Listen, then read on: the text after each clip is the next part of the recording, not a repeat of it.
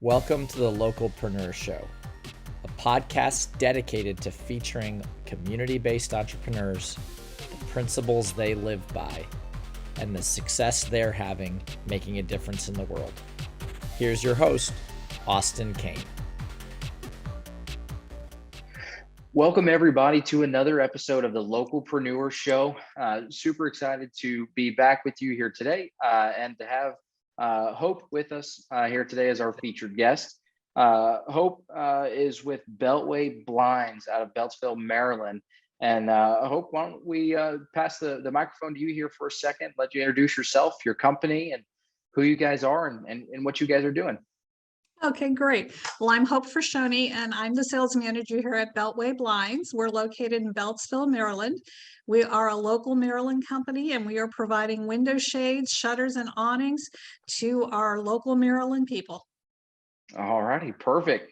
And again, super glad to have you here. And really, the purpose of today's show and to share your story on the Localpreneur Show is really all about how you guys are impacting your community, how you guys are making a big difference for the people around you, for your communities, maybe some of the local organizations or charities around you.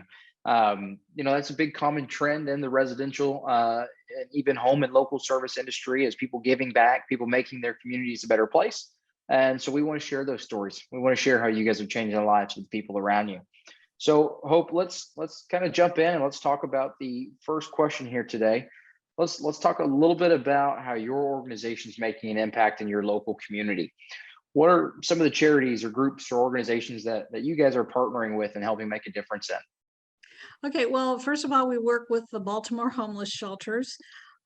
People in homeless shelters deserve the dignity of privacy and window coverings.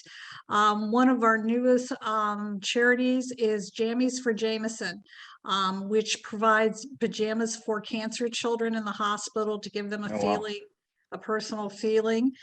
We also support breast cancer. During the pandemic, we wore the pink mask for Breast Cancer Month. There's really not too many families left anymore that haven't been touched by that illness. So we do look for things that impact our staff's family and the world going on around us. No, absolutely. And I think those are great causes. Obviously helping people in need and helping kids that are struggling, just helping see a positive light in their lives. Then yeah, obviously breast cancer and taking care of those families that are impacted by that disease that touches so many. Hope, so I know you said that you wanted to partner with some of these organizations just because you see a big need there, but kind of what was the big purpose and how did you come across these organizations? What made you want to partner up with them? Well, with the Baltimore homeless shelters, they actually reached out to us, and we absolutely, wanted to be a partner in that and help take care of that need. Breast cancer, as I said, there's not too many that have not been touched by that. And in fact, myself, it's very near and dear. I am a breast cancer survivor. So that is an important charity where I'm concerned. And then, how can you not love Jammies for Jameson? There's just nothing more than a kid. I'm one of 7 kids. I have 9 nieces and nephews. So it's all about kids in my world. Yeah, no, absolutely. I'm about to have 3 myself. So congratulations. Thank you. Yeah, that's kind of my life here. Usually you might hear, them acting like a dinosaur or cows or goats right outside of my office here. They're just screaming at me all day long. So, well, I hope, obviously, great organizations that you guys are a part of. And obviously that has some deep meanings for you guys, but just kind of what's the general impact that you see being made when you guys are doing these projects, or maybe what is one of the projects that you have done for them, and just what's that general impact that you guys see being made? Well, it's partnership. It's about caring about your community. If you don't care about your community, I don't know how you can be successful. Our owner, Oliver Schreiber, he is a fabulous mentor. It's not unusual for us to have someone in from a small company to spend the week with us, see how we operate. In fact, he was just at the window covering fashion event in Florida last week and did 2 talks. And we're actually in May going to host 15 small business owners to our business to help them increase. I mean, everybody here is really committed to the small local business and the importance that serves to a community. I mean, that feeds a community's lifeline. And so when we can bring in some people and show them a better way, show them how to improve their business and help them grow, that's exciting. And Oliver is just, I mean, he's just awesome at that. He has so much passion and is just so giving in that respect. Yeah, no, absolutely. And I hear some other businesses, they do the same thing, and it's not to make themselves better or whatever it might be, but it's helping the community. It's making other local service businesses align with what you do and your values and visions. Just puts a better reputation on everybody in your area. Everyone has a better experience. Your customers are ultimately the people that everyone's trying to please. And so, yeah, I think that's great when everybody comes together and is working together and ultimately helping, the community be a better place. And Oliver's never forgot the people that helped him, and he's very big about paying it forward. And so, like I said, that's exciting for our whole management team to see. It keeps us fresh, it keeps our passion strong. It's like you said, it's not about what's for us, it's about what can we do to bring people along and make them better and more successful.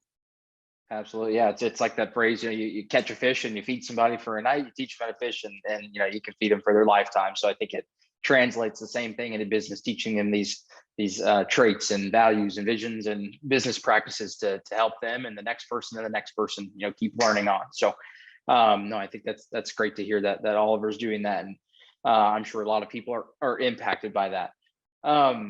So I know we've talked about some of these charities here and things that you guys are doing for other business owners. Switching gears just a little bit, you guys have a story, and sometimes these stories vary from doing maybe a small roof repair or a whole home remodel, depending on who you talk to. But there was a project or a job that you guys saw needed to be done. There was a need in your local community. Maybe whoever it was didn't have the means to pay for it, or maybe the discounted rate or whatever. Out of the goodness of your heart, you guys did something way above and beyond. You guys have a story that you wanted to share with everybody listening here today about maybe a story that you guys have helped impact someone in your community? Well, I think probably one of the saddest and really underrated aspects of the pandemic were the elderly that were cut off and needed help. And, we kind of had to reinvent things and do Zoom calls. And yeah, there were some customers that we went above and beyond, and we moved furniture, which isn't something where you do. I mean, they were very isolated and they needed help. And that's the time when you reach out. Yeah, no, absolutely. I think, it's been such a weird world, in the last couple of years, and hopefully we're all getting back to that, whatever normal is in today's day. Really, one is never sure what normal is. It might just be changing every single day. Who knows? But yeah, I mean, I think it is. It's there have been people that have been very difficult to adjust, and some people don't have computers, some people don't have cameras, whatever it is. So just being able to go above and beyond and help somebody out, obviously makes a huge difference. So kind of moving into your organization, obviously you guys are doing a whole lot in your community. You're helping children, and you're helping families affected by cancer and homeless shelters, and just really doing a fantastic job plugging yourselves into all of these other communities. And Oliver's plugging himself into other business owners. So really trying to help the community around you guys, and maybe even the world around you guys, be a better place. But let's talk a little bit about your organization. Obviously, the people that are there, they play a big part in some of the things you guys are doing. What are some of the things that you guys do to make an impact on the people that work directly for you? What are some of the resources you offer them to help them be better professionally and personally? Just what makes people want to be there? I think two things. I think number one, and from someone that spent a great amount of their career in corporate America, when you work for a sole ownership, we are more like a family. And so everybody cares about everything. If something goes wrong, I don't send an email up a corporate chain. I walk over to department and say, hey, how fast can we fix this? We're a very dynamic organization. We're a mixture of people that have come up through the ranks and people that have come in through the outside. One of our department managers started with us at age 19 in a call center position and has worked herself up to a position where she is a department manager, is finally a homeowner. And so those are exciting to see. And the second part is ongoing training. I don't care what your position is, there always has to be training and, looking for different things to grow your view of the situation. And so Oliver is very big on providing training. And I think that's a very strong point for our organization. Yeah. No, I think that's a big part. I mean, obviously, yeah, you can learn something new every day, whether you're 25 or 55. You always can pick up a new trade and keep improving on some of the trades you've been doing for the last 20 or 30 years. So I think it's a big part in developing your employees and building a better culture. Something we always talk about is culture really drives your organization. You always want to have the right people on the bus. And I've talked with a few companies that sometimes your best performer doesn't have the best culture, and sometimes you have to make that hard decision to let them go. But I think that training and the culture is really what builds a business in today's world. So it's great to hear that you guys are pouring into your individuals that way as well. You mentioned the call center employee that has now maybe worked their way up the chain of command there. I get maybe if you wanted to highlight and talk a little bit about them, or kind of what was the story and what made them really keep growing through the organization, and what resources did they take advantage of to help continue growing in the organization? Well, I think probably one of our great strengths is Oliver's a very observant person, and Oliver is very good at recognizing talent. And sometimes you might hire someone and that's not the best fit for them, but when you've got a hard worker with good ethics, do we have a better fit for them? Sometimes we've moved someone from one position to another instead of just walking them out the door, and that's been their success. For this individual, like I said, she started with us at 19, was very bright, very eager. So he kept challenging her, kept, moving her up with responsibility, and she kept stepping to the line. And as I said, she's worked herself up to a department head, and that's the very exciting thing to watch. Absolutely. No, absolutely. I think that's obviously the goal that a lot of people may have, or maybe they don't realize they have. But yeah, growing within a company and maybe managing their own team, or just seeing themselves grow personally, professionally, I think is the end goal for everybody at their job. So hope I have heard a lot today, and I think a lot of people that are listening have heard a lot of the things you guys are doing to pour into your community and pour into the employees in your organization. So I appreciate you sharing your story on the Localpreneur Show here today. Any last thoughts that maybe you haven't been able to share today, or anything you wanted to leave with anybody that listens to this episode? You know what? Support your local business. It's the heart and soul of your community. And they're the first volunteers, they're the first ones out there to try and turn things around. So I say support local.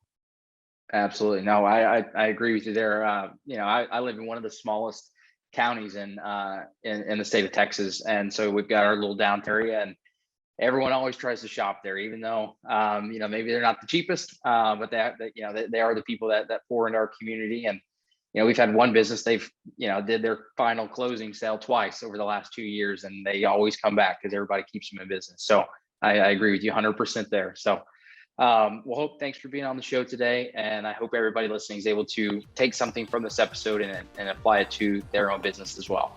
So thanks again. Thank you, Austin, for inviting us to join you. Thanks again for listening to the Localpreneur Show. For more of our daily content, feel free to check out Josh or Austin's LinkedIn.